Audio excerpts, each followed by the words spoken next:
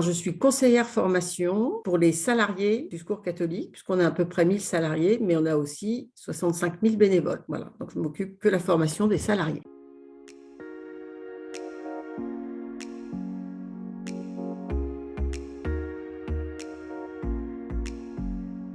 On avait déjà formé un tout petit groupe d'une dizaine de personnes. Enfin, on avait des demandes en facilitation graphique qui montaient un petit peu dans les entretiens annuels. On a voulu se lancer là-dedans parce que dans l'association, on est de plus en plus dans une démarche d'utiliser des outils d'intelligence collective, quels qu'ils soient, et la facilitation graphique en est un. Voilà, on sentait qu'il y avait une appétence et on ne s'est pas trompé.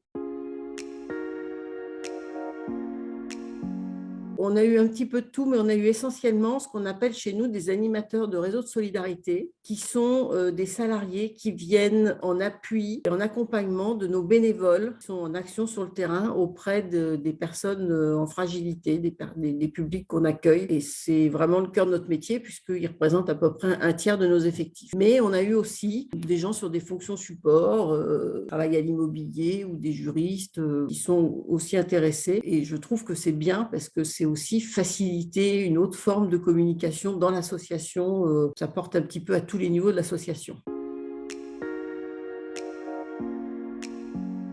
Je pense que les besoins essentiels, c'était de faciliter des comptes rendus de réunions, de faciliter la communication dans des réunions.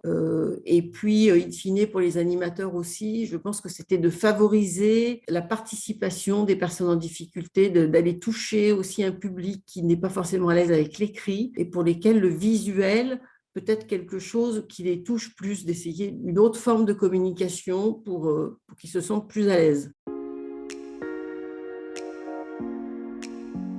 Oui, ça a demandé pas mal de travail. En fait, voilà, quand on a ouvert cette formation, on a fait un mail général à tous les salariés en disant qu'on ouvrait cette formation. Et puis, on a une plateforme de formation où on a procédé avec des préinscriptions sur liste d'attente. Et puis, sur le premier groupe, quand on en est arrivé à 50 personnes sur liste d'attente, bah, on a décidé avec toi très rapidement d'ouvrir un deuxième groupe dans la foulée. Voilà, donc ça a été un peu compliqué parce qu'effectivement, il a fallu aussi faire des choix, reproposer aux gens de se répartir sur les deux groupes. Donc, c'est bien parce que là, on a déjà formé deux groupes. Il fait 60 personnes et crée une certaine émulation. Et là, on va commencer, là, la semaine prochaine, un troisième groupe, ce qui fait qu'on aura quand même un certain nombre de salariés formés sur cet outil qui, je pense, va bien diffuser au sein de l'association. J'ai quelques salariés qui me remontent leur production et puis qui me disent bah, tiens, mon manager m'a missionné pour faire ci, pour faire ça. Enfin voilà, c'est-à-dire que même leurs responsables utilisent déjà leurs compétences en disant bah, il va y avoir un conseil d'animation, il va y avoir une réunion. Là, bah, tiens, est-ce que tu peux préparer ça? J'ai une salariée là, sur Paris qui accueille ils accueillent leur nouveau manager. Elle a préparé sous cette forme-là l'organigramme de l'entité. Voilà, moi j'ai aussi des gens qui sont venus me dire, au-delà du fait que je peux mieux communiquer avec mes équipes, que je peux mieux transmettre des choses, faciliter la compréhension. Moi, j'ai des gens qui m'ont dit, ah, mais moi, ne serait-ce que Sketchnote, moi, ça m'a appris à structurer ma pensée. Ça m'a obligé à structurer ma pensée, à m'organiser un peu différemment. Bah, rien que ça, je trouve que c'est déjà un beau résultat. Il y a des initiatives ou des choses que les gens préparent, mais ça, je pense que ça va monter en puissance, oui. L'impact, c'est d'amener un nouvel outil d'intelligence collective et nous, on est complètement dans cette démarche au Secours catholique aujourd'hui, hein, et intrinsèque dans notre projet national. C'est une ambition qu'on a depuis longtemps, mais qui est très difficile, de faire participer à tous les niveaux de notre association, y compris dans les instances décisionnaires, des publics en difficulté, les publics qu'on accueille. Et ça, c'est assez difficile parce que ça ne se fait pas comme ça du jour au lendemain.